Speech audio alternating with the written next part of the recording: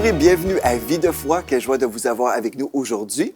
Et quel plaisir pour moi de recevoir dans les studios Pasteur Anthony et Stéphanie Sourdil. Bonjour et bienvenue à Vie de foi. Merci. Gloire à Dieu. Hier, on a passé du temps en parlant en fait de votre couple, la crise de couple que vous avez vécue au tout début de votre mariage. C'est quand même spécial ce que vous avez partagé. Le lendemain, après votre mariage, déjà les choses n'allaient pas très, très bien. Et puis, vous avez eu des grands défis, mais heureusement, Dieu était là. Donc, je veux vraiment vous inviter à la maison. Si vous avez raté l'émission d'hier, visitez le site web emcitv.com et puis vous allez pouvoir trouver l'archive de cette émission qui a été vraiment une source de bénédiction pour plusieurs. Mais aujourd'hui, on va poursuivre dans votre histoire en parlant, après cette révélation de l'amour de Dieu suite à l'écoute d'un chant.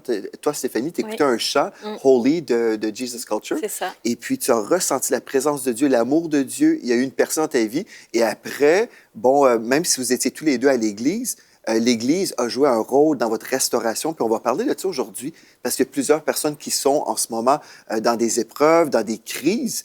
Et peut-être ils ne réalisent pas que l'Église peut vraiment être là pour les secourir. Oui, tout à fait.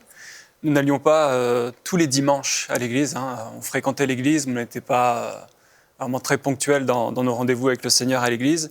Mais tu as raison, c'est ce qui nous a gardé aussi, c'est ce qui a gardé et conservé notre couple, c'est notre maison de prière.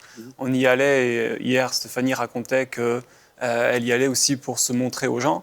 Mais elle recevait aussi sa portion, et moi aussi je recevais ma portion en allant aller dans notre église locale. Et c'est là aussi où on a reçu notre touche de Dieu aussi. Pourquoi je dis ça? Parce que donc nous sommes là entre frères et sœurs dans cette église, on sent réellement l'amour de Dieu les uns envers les autres, et la Bible dit que si l'un pleure, l'autre devrait pleurer aussi avec. Et c'est ce qui se passait en fait. On racontait pas à tout le monde ce qui se passait dans notre couple, bien que ça se voyait. On n'était pas comme épanouis comme aujourd'hui, mais ça devait se ressentir. Et on a parlé à quelques-uns de nos défis.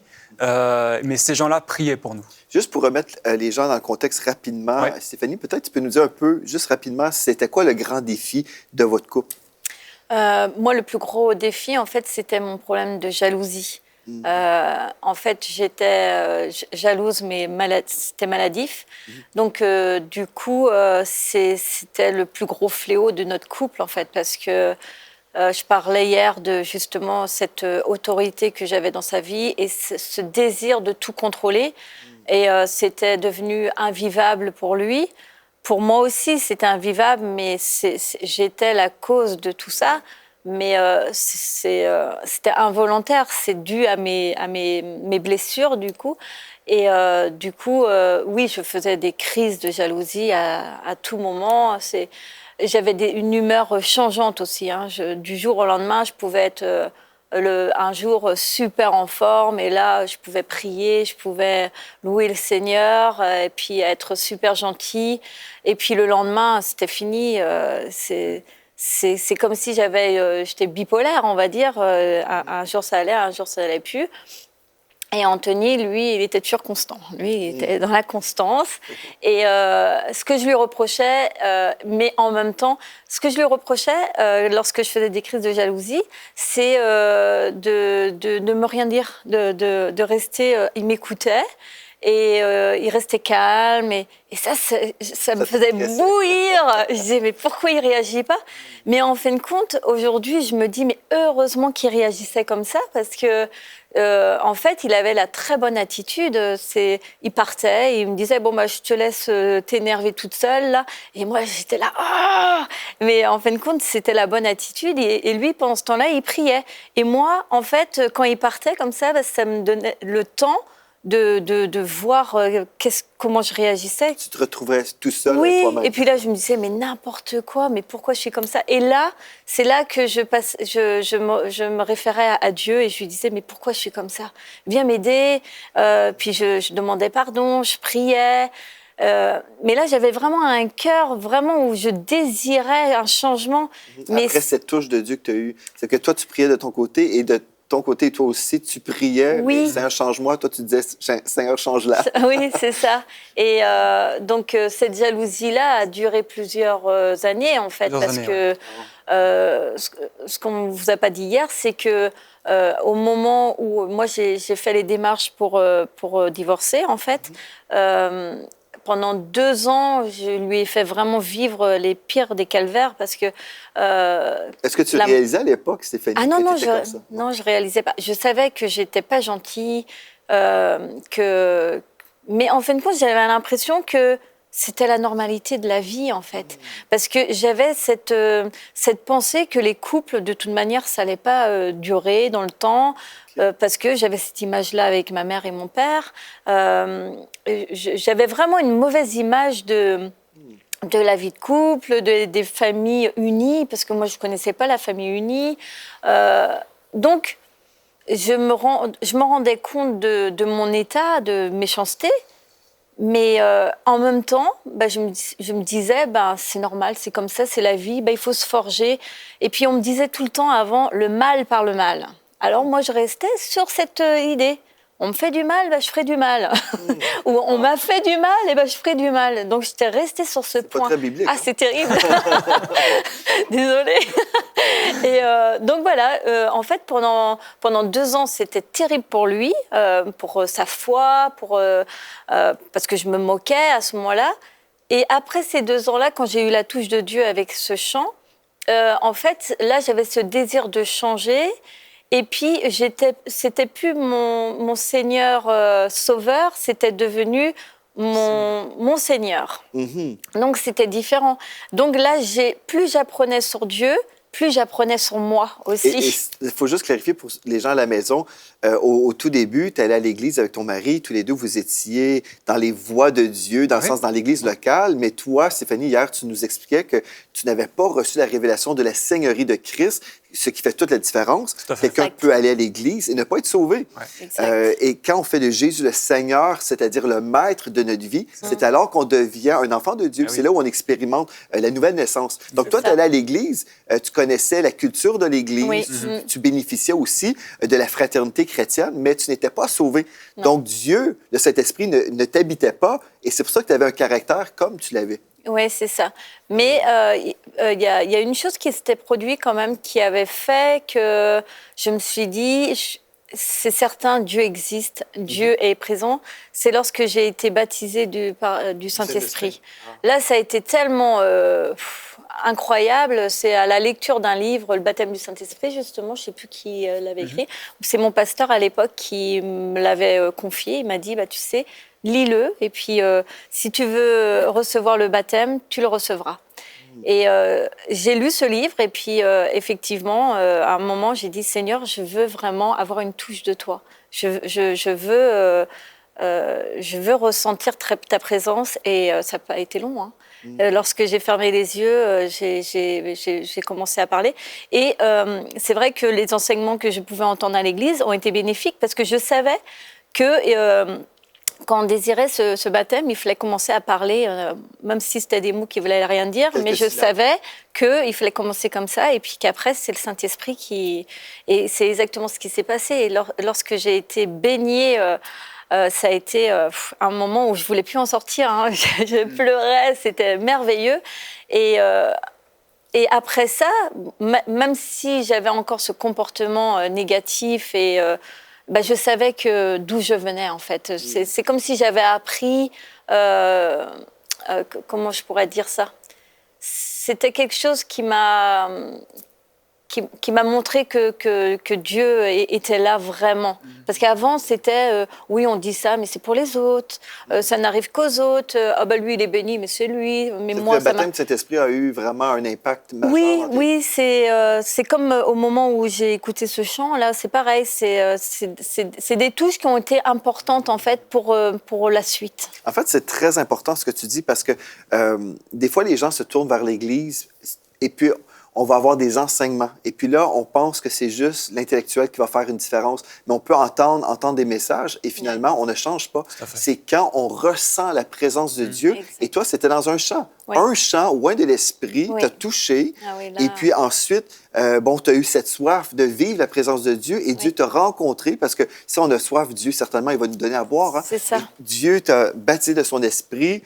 Ta vie a changé. C'est glorieux, c'est merveilleux. Et vous étiez déjà dans votre église locale, mais cette fois-là, tu te retrouvais dans l'église locale, mais sauvé. Et puis là, il y a une différence, là. C'est ça. Mais oui, oui. Oui, parce que finalement, c'est à ce moment-là que j'allais à l'église de mon plein gré. C'était pas pour, c'était plus pour l'apparence, c'était plus pour prouver à telle et telle personne. Bah, tu vois, je suis venue, je ralentis pas, Anthony, parce que c'est ce que je recevais au début. On me disait, oui, mais Anthony, en fait, à cause de toi, eh ben, il avance pas avec le Seigneur et tout.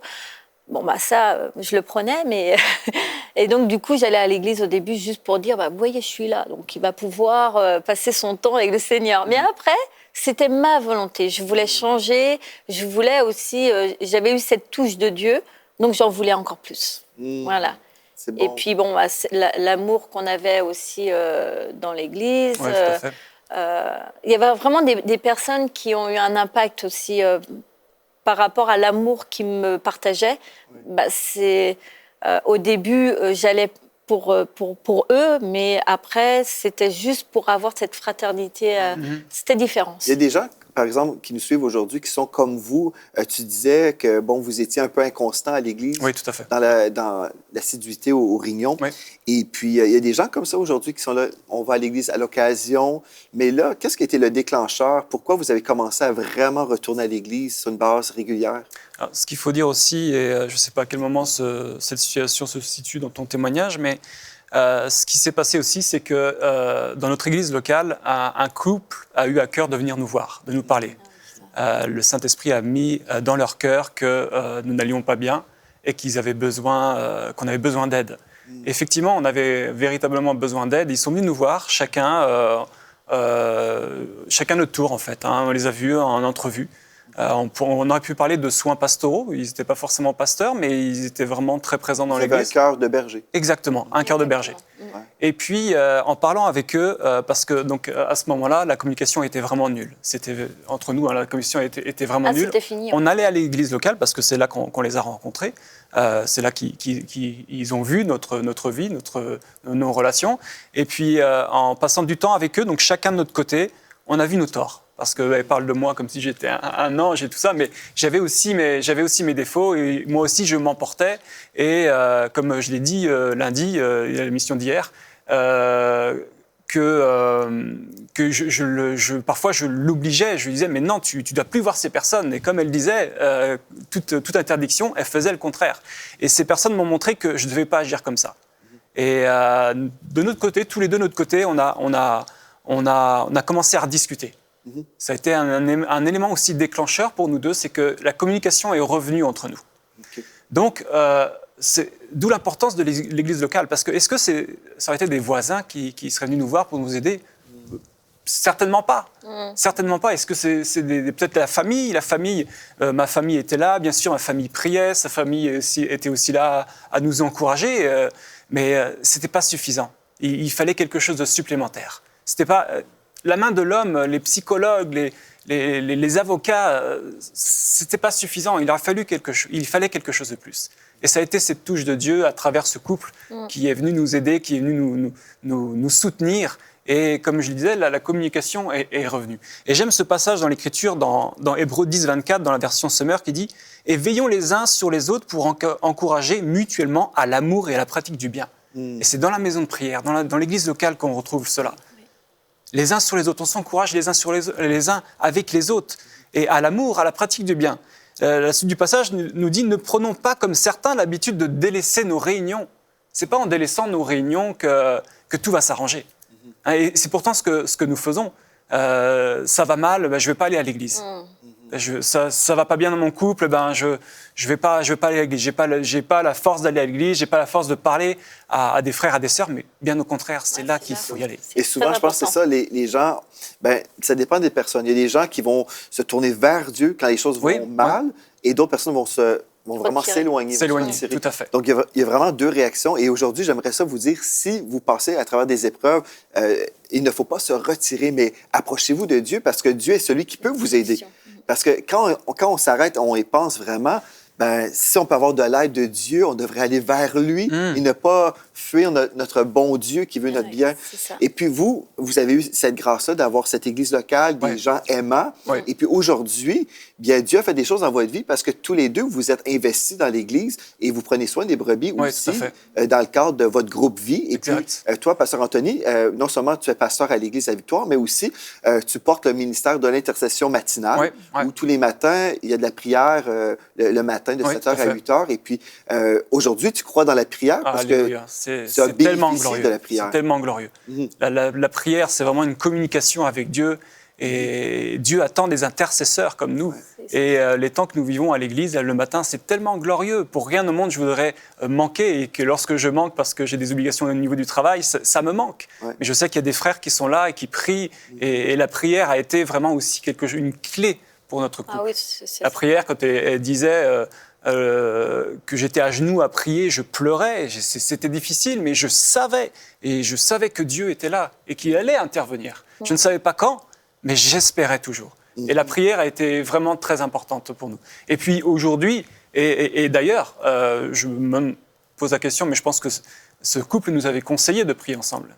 Et c'est ce qu'on a fait à partir de ce jour-là. C'est vrai. Et là, on n'était plus un seul à prier de chaque côté, de notre côté, mais là, on était deux. Et la Bible dit qu'à deux, nous sommes plus forts. Et quand on prie ensemble aussi, on est vulnérable. Aussi. Je ne sais pas si vous réalisez, mais on entend la prière de l'autre personne, on se rend vulnérable aussi dans la prière. Oui, c'est vrai. Et puis moi, je dis souvent aux couples justement qui passent à travers des épreuves comme ça, c'est important, prier ensemble parce que c'est tellement important. Vraiment, on n'est pas obligé d'attendre d'avoir des épreuves. Non, absolument pas. Mathilde et moi, on prie ensemble aussi le matin, pas toujours, mais on prend notre café ensemble et on prie pour nos filles aussi, on prie pour le succès de nos filles, on prie tout ce qu'on veut voir, en fait. On s'accorde dans la foi et c'est là où on voit que Dieu nous a unis. Comme aujourd'hui, moi, je peux dire, je suis vraiment bien marié. Je suis bien marié, je suis heureux dans mon couple, heureux dans ma famille, mais Dieu en fait partie. Et on prie ensemble. Et des fois, les gens attendent d'avoir des épreuves, une crise avant de prier. Mais aujourd'hui, si ça va bien, priez. Commencez déjà pour vous éviter des problèmes. C'est vrai.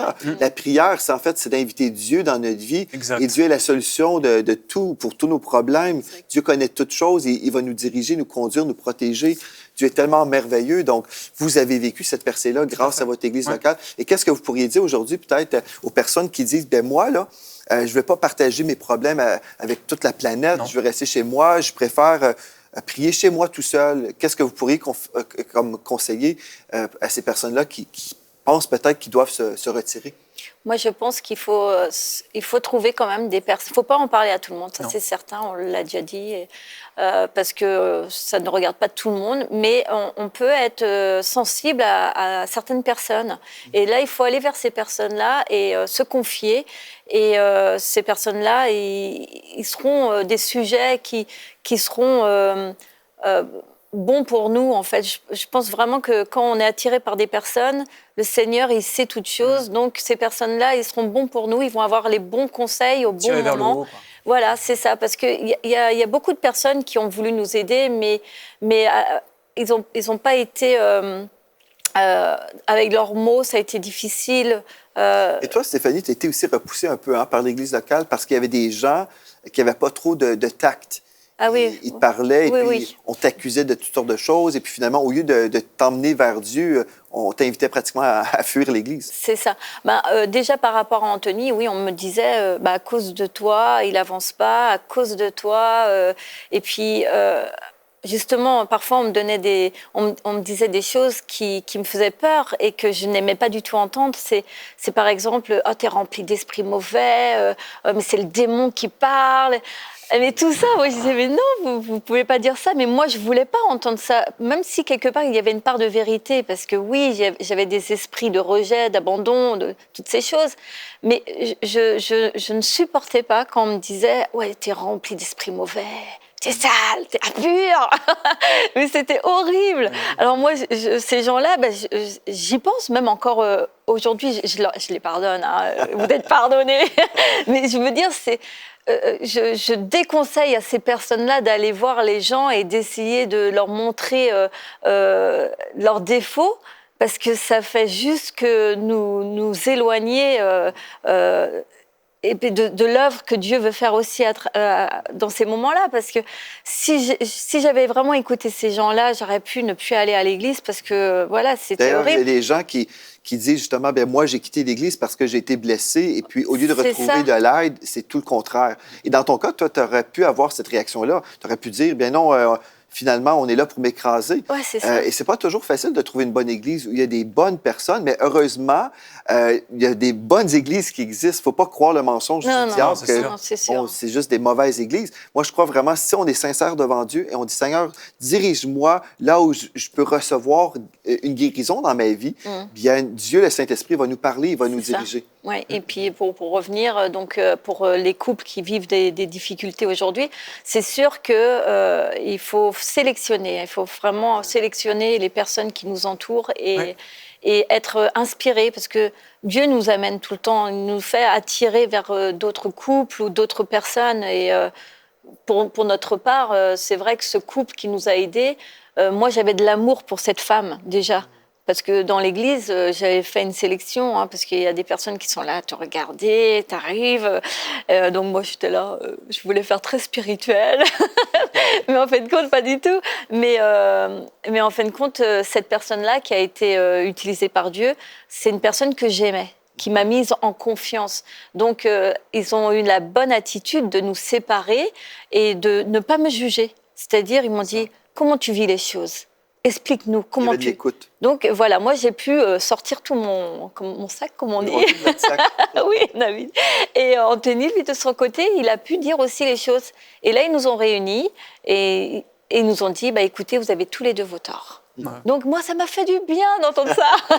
Je dis, ah, merci. Elle n'était plus la seule responsable, quoi. Ah oui, mais ça m'a redonné le sourire, en fait, parce que pour une fois, on me comprenait. Pour une fois, on m'avait écouté. Et pour une fois, on ne m'avait pas jugé.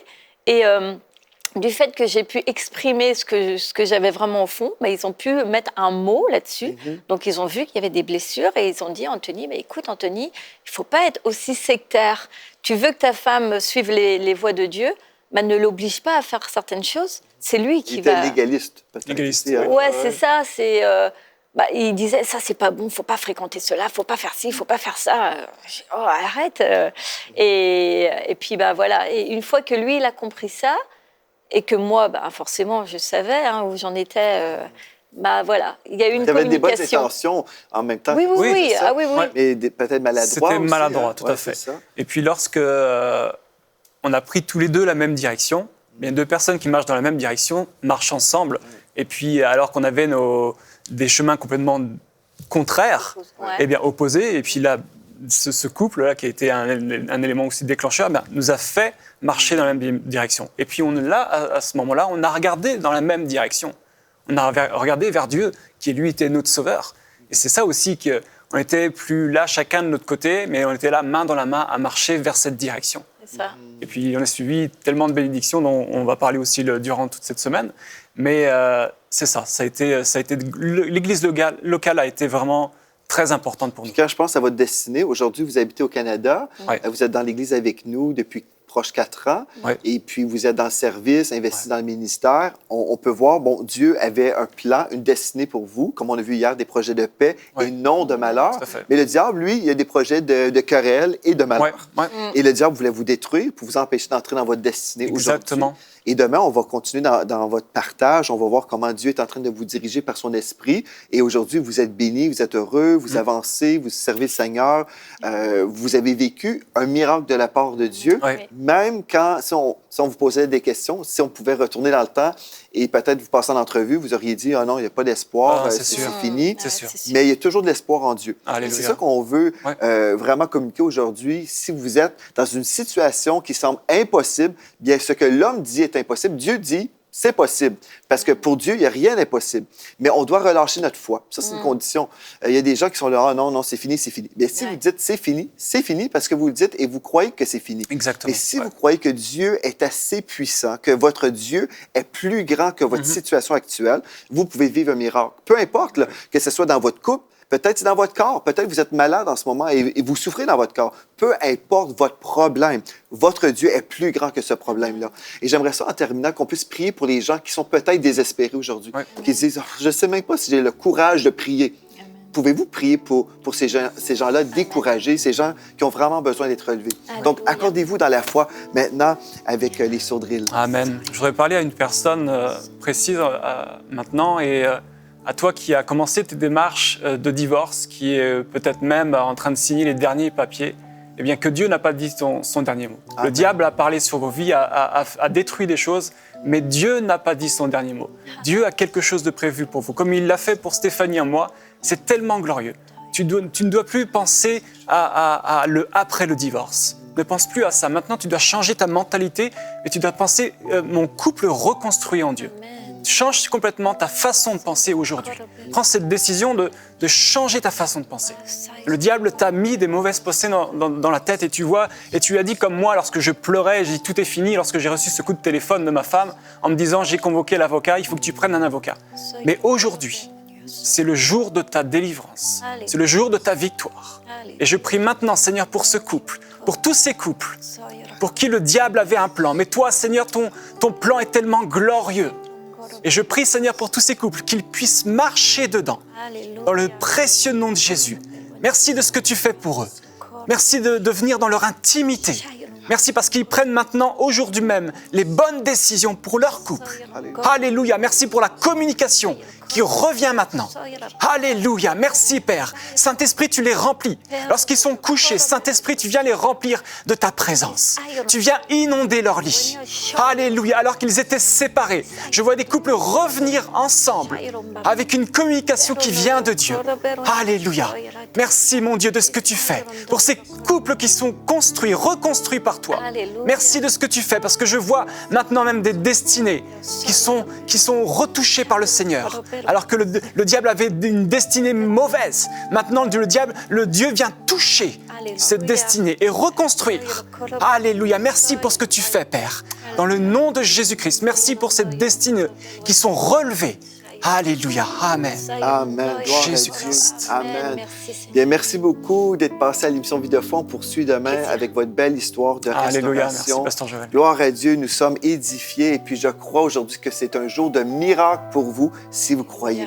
Merci d'avoir été à l'émission Vie de foi. C'est la prochaine fois. C'est demain. Soyez richement bénis.